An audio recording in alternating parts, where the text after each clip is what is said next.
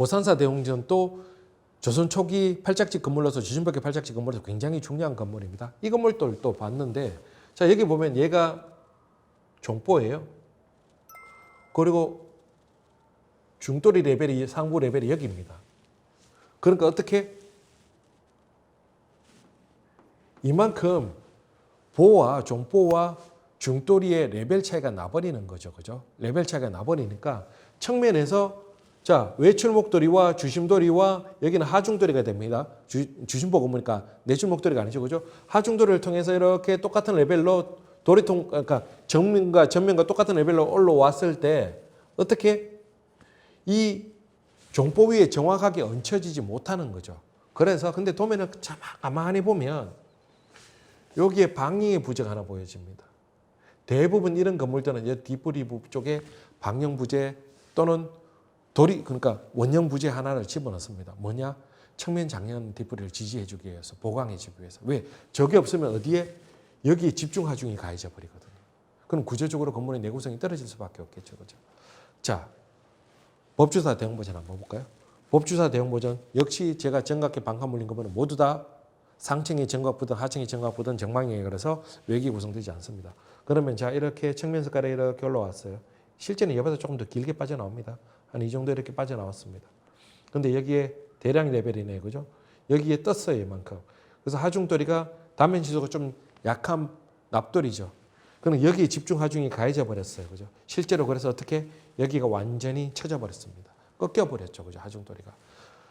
자, 그래서 보수할 때 어떻게 했느냐? 이 뒷부리 쪽에 원래는 없었던 이런 도리 부재 하나를 보강해줬죠. 그래서 보강도리를 집어넣어준 겁니다.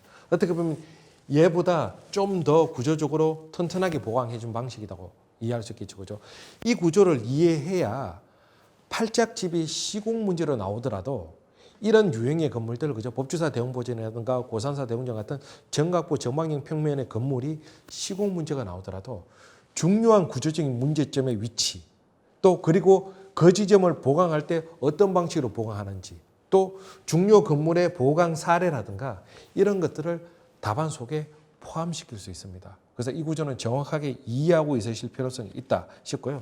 그럼 자, 그랬을 때 자, 정각계 반칸 물린 건물, 이거는 하층의 평면입니다. 하층의 평면. 그리고 정각부가 정방이에요, 그죠?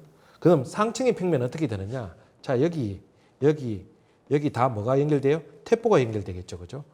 여기도 마찬가지지만 이렇게 태포가 연결되고, 그 다음 여기는 뭐가 연결돼요?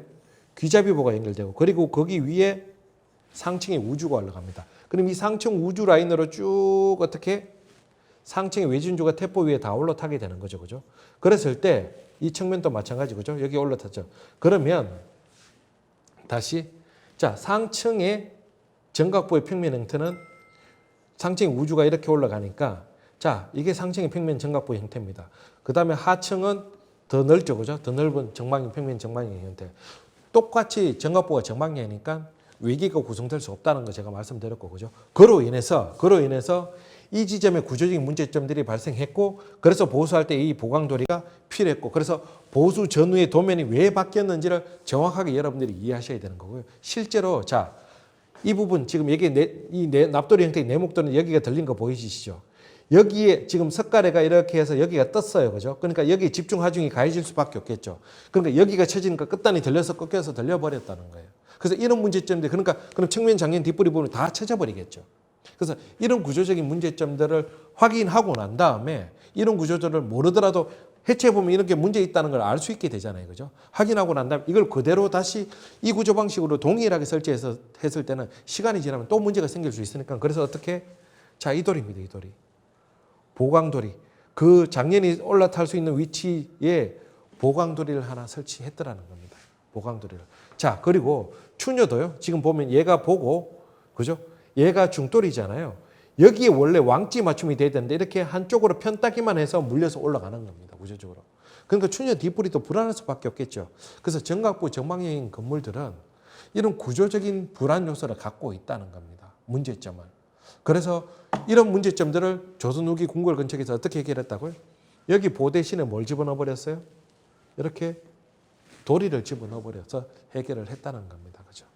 여기까지 이해하시면 좋겠고요.